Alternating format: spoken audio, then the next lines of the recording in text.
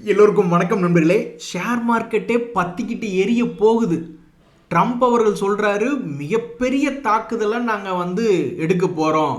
அதுக்குண்டான டெட்லைன், சும்மா நான் மாற்றி மாற்றியெல்லாம் பேசிக்கிட்டு இருக்க மாட்டேன், டெட்லைன் அப்படின்றத நான் கொடுத்துட்டேன்.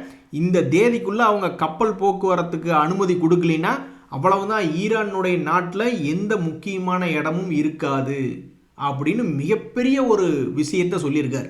இதனால் என்ன ஆக போகுதுன்னா, அவர் கூட என்னமோ சொல்லிட்டு போகிறாருங்க ஒரு ஓரமாக கோந்து, அவரை பற்றி கூட இப்போ பிரச்சனை கிடையாது. இப்போ என்ன பிரச்சனைன்னா, அமெரிக்காவுடைய டவ் ஜோன்ஸ் இண்டெக்ஸ் கரெக்டாக சென்டர் பாயிண்டில் இருக்கான். 200 days மூவிங் ஆவரேஜ் பக்கத்தில் மிகப்பெரிய ஒரு சென்டர் லைனில் கோந்துட்டு இருக்கான். இங்கிருந்து பெரிய அளவில் ஏற்றமா அல்லது பெரிய அளவில் இறக்கமா அப்படின்றது ரொம்ப முக்கியமான விஷயம். ஏன்னா பல பேர்த்துக்கு உலக அளவில் ஸ்டாக் மார்க்கெட்டுகள் கீழே போய் பல பேர்த்துக்கு ஆட்டம் க்ளோஸ் அப்படின்ற மாதிரி செய்ய போகிறதா, அல்லது லாபம், மிகப்பெரிய ஒரு லாபம் அப்படின்றது தரப்போகிறதா, என்ன செய்ய போகிறது அப்படின்றது யாருக்குமே தெரியல. ஆனாலும் மிகப்பெரிய big move in stock market அப்படின்ற மாதிரி பல பேர் யோசிச்சுக்கிட்டு இருக்காங்க. ஸோ இந்த சமயத்தில் விவரமாக இருக்கிறவங்க நிறைய பேர் என்ன பண்ணிக்குவாங்கன்னா, ஹெட்ஜிங் போன்ற விஷயங்களை எல்லாம் பண்ணிக்கிடுவாங்க. அல்லது இந்த ஜிடிடி ஆர்டர்லாம் போட்டு வச்சுக்குவாங்க. திடீர்னு எங்கேயாவது பங்குச்சந்தை கடும் வீழ்ச்சி அப்படின்றது ஏதாவது 1 மணி நேரம் 2 மணி நேரம் தான் ஸ்க்ரீனில் காட்டுவானு, அதுக்கப்புறம் திடீர்னு மேலே போனாலும் ஆச்சரியப்படுறதுக்கு. அதே மாதிரி திடீர்னு ஏதாவது போர் நிறுத்த அறிவிப்பு அல்லது டெட்லைன் இவர் தான் சொன்னார், மறுபடியும் அவரே சரி டெட்லைன்றது மாற்றிக்கலாம், அது எப்போவுமே டைம் லைன் சேஞ்ச் பண்ணுறதானே, எனக்கே தெரியாதியா போர் தொடர போகிறதா இல்லை போர் நிறுத்த போகிறேன்னா, குண்டு போட போகிறேன்னா குண்டு போடலன்றதே நான் சொல்ல, எனக்கே தெரியாது அப்படின்றாரு. உனக்கே தெரியுன்னா அப்புறம் நீ என்னத்துக்கே சண்டைக்கு போகிற அப்படின்னு பல பேர் யோசிச்சு பார்ப்பாங்க. இவர் என்ன சொல்கிறாரு, எனக்கே தெரியல, நான் சண்டை நிறுத்த போகிறேன்னா இல்லை ஈரான் மேலே இன்னும் நிறைய குண்டை போட போகிறேன்னா அப்படின்றது எனக்கே தெரியல அப்படின்றார். இப்படி தான் நிறைய பேர் இறால் பிரியாணி எப்படி செய்யறதுனே தெரியாமல் போய் இறால் பிரியாணி செஞ்சு அப்புறம் அதை சாப்பிடவே முடியல. அப்போ நீ தெரியாத வேலையை எதுக்கு பண்ணுற, எதுக்கு போய் அப்போ குண்டு போடுற அப்படின்ற மாதிரி ஏதோ ஒன்று பெருசாக நடக்க போகுது நண்பர்களே. மார்க்கெட்டே பற்றிக்கிட்டு எரிய போகுது. ஒன்றா பெரிய அளவில் கடும் வீழ்ச்சி என்பது வரப்போகுது, இல்லையா லாபத்தை அள்ளுறதுக்கு 2 கைகள் பத்தாது அப்படின்ற மாதிரி பெரிய அளவில் லாபம் வரப்போகுதா, சென்டர் பாயிண்டில் மார்க்கெட் இருக்குது நண்பர்களே. ஸோ இதெல்லாம் எந்த மாதிரி ட்ரேடர்கள் டீல் பண்ணுவாங்கன்னா, ஆர்டர்களை முதல்லையே போட்டு வச்சு தான் டீல் பண்ணுவாங்க. ஜிடிடி ஆர்டர் அப்படிம்பாங்க. ஸோ அது மாதிரி திடீர்னு ஒரு ஃப்ளாஷில் பங்கினுடைய விலைகள் அது என்றைக்கு போகுன்னு தெரியாது, அடுத்த சில தினங்களில் என்றைக்காவது ஒரு நாள் போகுதுன்னு வச்சுங்க. அப்போ ஜிடிடி ஆர்டர் மூலியமாக தான் அதெல்லாம் ஹேண்டில் பண்ணுவாங்க. பெரிய அளவில் மேலேயும் ஆர்டர் போட்டு வச்சுக்கிட்டு, பெரிய அளவில் கீழேயும் ஆர்டர் போட்டு வச்சுக்கிட்டு ஜிடிடி ஆர்டர் முறையில் உபயோகப்படுத்துவாங்க. அது என்ன அப்படின்றது தெரிஞ்சுங்க. இந்த சமயத்தில் நம்மளுடைய மார்க்கெட் கேரே செட்டிங்கா அப்படின்ற மாதிரி, டாய் பாடி சோடா உன்னை பற்றி எங்களுக்கு தெரியுண்டா அப்படின்ற மாதிரி கடந்த சில வாரங்களாக எக்ஸ்பைரியின் போது ஒன்றா பெரிய அளவில் தொடர் இறக்கம், நிறைய நேரங்களில் ஏதாவது ஒரு சின்ன வால்டிலிட்டி என்பது இருக்கும். பட் கடந்த சில எக்ஸ்பைரிகளாக தொடர் இறக்கம், பல லட்சம் பல கோடிகளை சில பேர் சம்பாரித்து சில பேர் நஷ்டப்படுத்திட்டு இருந்தாங்க. இல்லைன்னா ஒரே நேர்கோட்டில் மேல் நோக்கி ஏறுற மாதிரி பண்ணிக்கிட்டு இருந்தாங்க. இன்றைக்கி தான் வித்தியாசமாக என்ன பண்ணியிருக்காங்கன்னா, பெரிய அளவில் ஃப்ளாட்டாக ட்ரேட் ஆகிட்டு இருக்கு நிஃப்டி. ஆக மொத்தம் இவன் இந்த மாதிரி தான் ஏதாவது ஒன்று செட்டிங்கை பண்ணுவான் அப்படின்றது எல்லாருக்கும் தெரியும். ஆனாலும் இப்படி ஃப்ளாட்டாக இருக்கக்கூடிய பங்குச்சந்தை இனி அடுத்த சில தினங்களில் இப்படி ஃப்ளாட்டாக இருக்கிறதுக்கு வாய்ப்பு என்பது ரொம்ப கம்மி. எதனால் அப்படின்னா, மிகப்பெரிய செய்திகள், Q4 ரிசல்ட் ஆகட்டும், ட்ரம்ப் அவர்கள் ஏதாவது ஒரு பதட்டமான ஒரு சூழ்நிலையை ஏற்படுத்துவதாகட்டும்,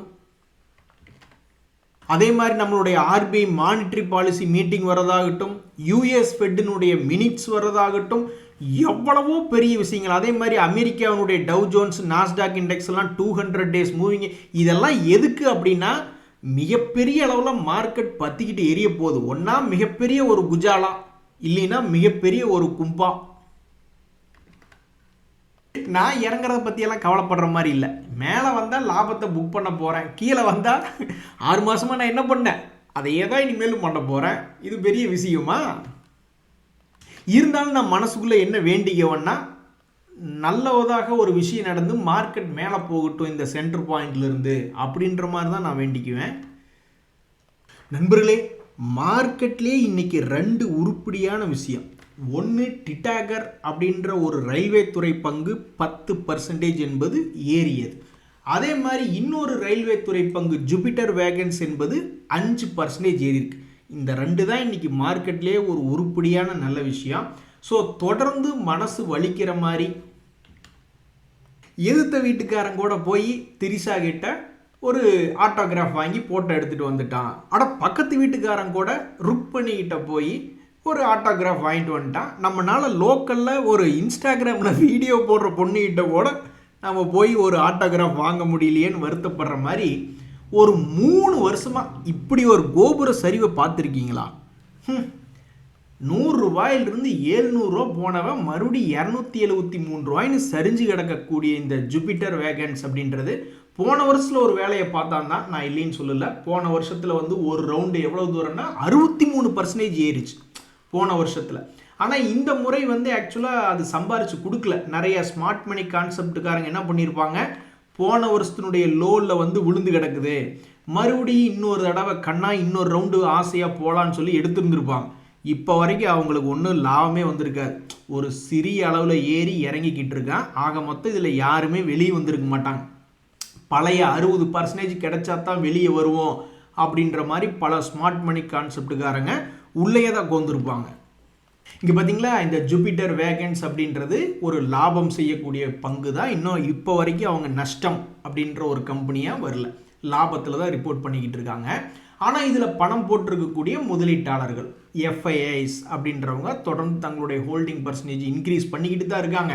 ஆனால் ஷேர்னுடைய விலை என்பது இறங்கிக்கிட்டு தான் இருக்குது. ஏதோ லோ ரேட்டில் வாங்கி வச்சுக்கலான்னு பண்ணிகிட்டு இருப்பானுங்க போல்.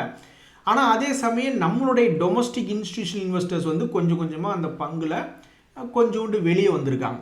ஸோ இவங்க கொஞ்சம் கொஞ்சமாக வெளியே வந்திருக்காங்க. ஸ்டாக்கினுடைய விலையும் கொஞ்சம் கொஞ்சமாக கீழே இறங்கிட்டே தான் போயிருந்துருக்கு. எது எப்படியோ பல பேர் வந்து ஆல்மோஸ்ட் 6 மாதமாக வாங்கிய விலைக்கு பக்கத்திலேயே பாவம் சுற்றிக்கிட்டு இருந்திருப்பாங்க. அது போன்று இருக்கும்பொழுது இந்த ஜூபிட்டர் வேகன்ஸ் அப்படின்ற பங்கு இன்றைய தேதியில் ஒரு 5% ஏறியது ஒரு சிறு மகிழ்ச்சியாக இந்த மார்க்கெட்டில் வந்திருக்கு.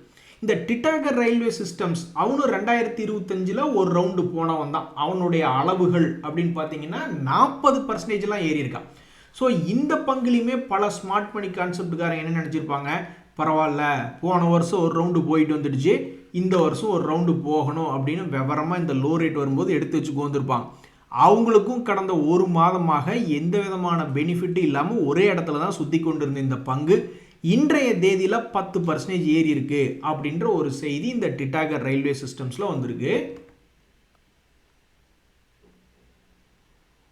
நண்பர்களே, இதுக்கு முன்னாடி பார்த்த செய்திகளும் கீழே இருந்து ஒரு 10% 5% ஏறிய பங்குகளுடைய செய்திகள் தான் இன்றைய மார்க்கெட்டில் இருந்தது.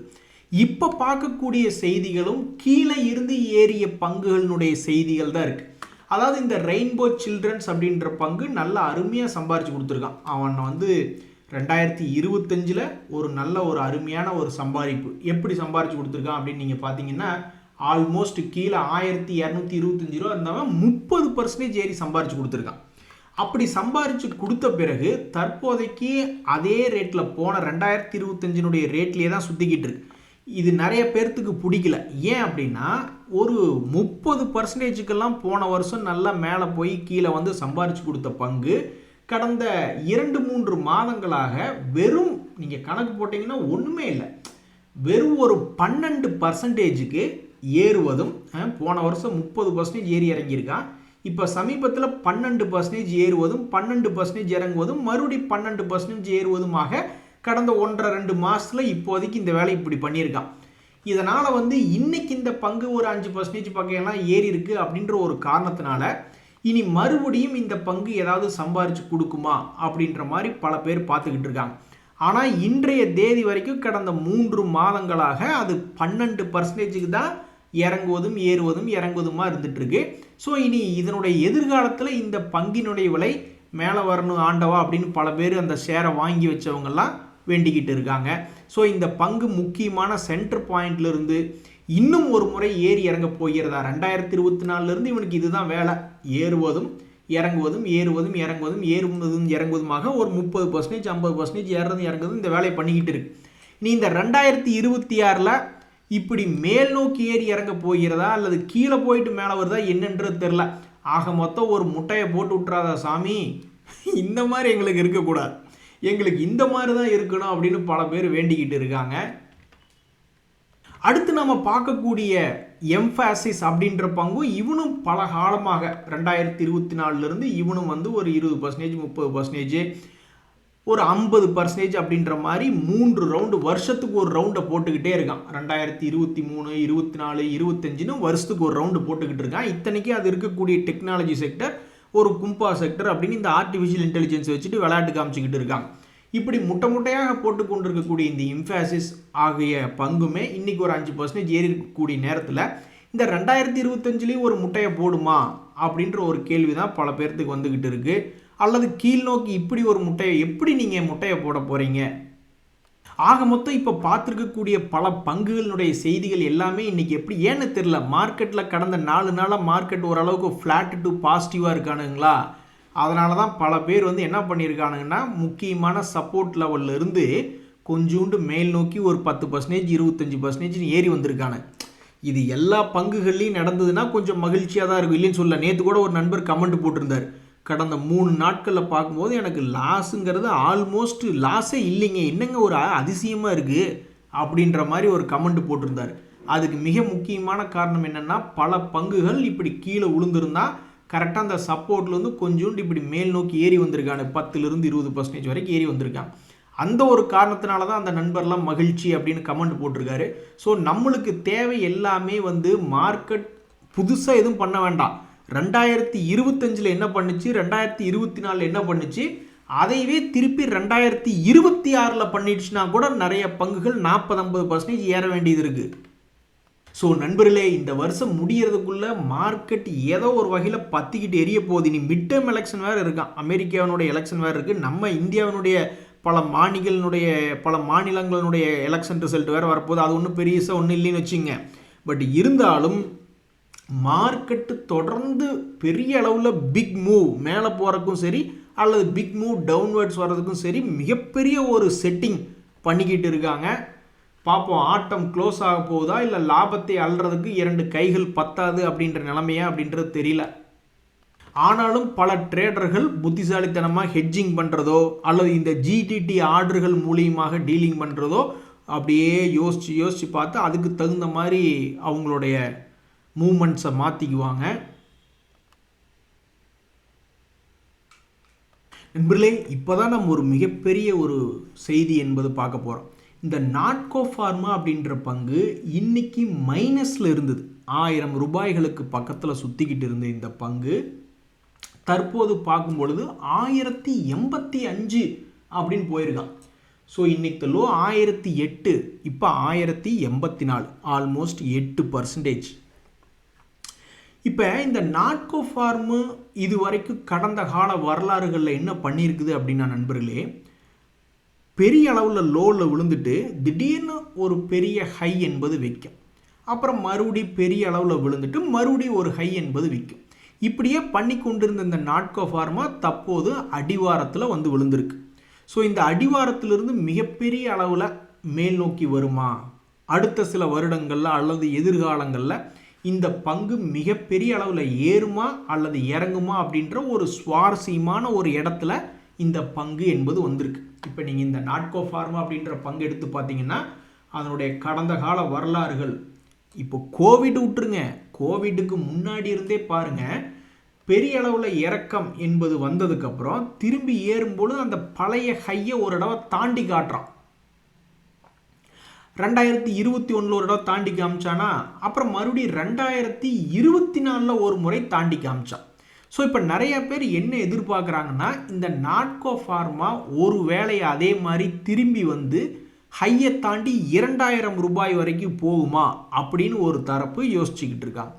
இன்னொரு தரப்பு என்ன யோசிக்கிறாங்க, 1000 ரூபாயிலிருந்து இது கீழே இறங்கட்டும், ஒரு 500 ரூபாய் இல்லைன்னா ஒரு 100 ரூபாய்க்கு கூட போகட்டும் அப்படின்ற மாதிரி இன்னொரு தரப்பு யோசிக்கிறாங்க. ஏன் அப்படின்னா இது திடீர்னு லாபத்தை அதிகமாகவும் சில நேரங்களில் குறைவாகவும், திடீர்னு லாபத்தை அதிகமாகவும் சில நேரங்களில் லாபத்தையும் குறைவாக காட்டக்கூடிய ஒரு பங்கு. ஸோ குவார்ட்டர்லி ரிசல்ட் வந்துடுச்சு அப்படின்னாவே இந்த பங்கு கையில் பிடிக்க முடியாது. என்னத்தையாவது ஒன்று குண்டக்க மண்டக்க பண்ணி விட்டுக்கிட்டே இருக்கக்கூடிய ஒரு பங்கு தான் இந்த நாட்கோ ஃபார்மா. ஸோ இப்போ இந்த நாட்கோ ஃபார்மாவில் நிறைய பேர் என்ன எதிர்பார்க்குறாங்கன்னா, ஒன்றா ஒரு பெரிய அளவில் ஒரு 500 ரூபாய் மாதிரி பெருசாக சரிவடையட்டும், இல்லைன்னா 2000 ரூபாய்க்கு வர்ற மாதிரி பெருசாக ஏறட்டும் அப்படின்ற மாதிரி இந்த நாட்கோ ஃபார்மா அப்படின்ற பங்கை பார்த்துக்கிட்டு இருக்காங்க. அதுக்கு அச்சாணி போடும்படியாக இன்னைக்கு மைனஸ்லேருந்து ப்ளஸில் ஒரு 8% ஏறிய பங்குகள் அப்படின்ற ஒரு செய்தியில் இந்த நாட்கோ ஃபார்மா அப்படின்றது வந்திருக்கு. இதே மாதிரி இன்னைக்கு ஒரு நாளில் நடந்த மாதிரி ஒரு வருஷத்தில் ஏதாவது மாற்றம் வருமா அப்படின்றதான் இந்த ஷேரை வச்சிருக்கிறவங்களுடைய கோரிக்கையாக இருக்குது. சரி நண்பர்களே, இன்றைய மார்க்கெட்டில் சந்தோஷம் மட்டுமே இல்லை, நல்லா கும்பா குட்டி வேலையை பார்த்த மாதிரி பல பங்குகளை வந்து இறக்கியும் விட்டுருக்காங்க. அவங்களுடைய பிஸ்னஸ் அப்டேட் வந்து சுமாராக இருக்குது அப்படின்ற மாதிரி. அதான் Q4 ரிசல்ட் வந்துடுச்சுன்னா ஏன் ஏறிச்சு ஏன் இறங்குச்சு அப்படின்லாம் கேட்கக்கூடாது. கையில் இருக்கக்கூடிய பங்குகள் ஏறிச்சா மகிழ்ச்சி, கையில் இருக்கக்கூடிய பங்குகள் இறங்கிடுச்சா துக்கம் அப்படின்ட்டு போக வேண்டியதுதான் அப்படின்ற மாதிரி. வேறு என்ன பண்ண முடியும், கண்ட்ரோலே பண்ண முடியாது. This is called market risk அப்படின்ற மாதிரி.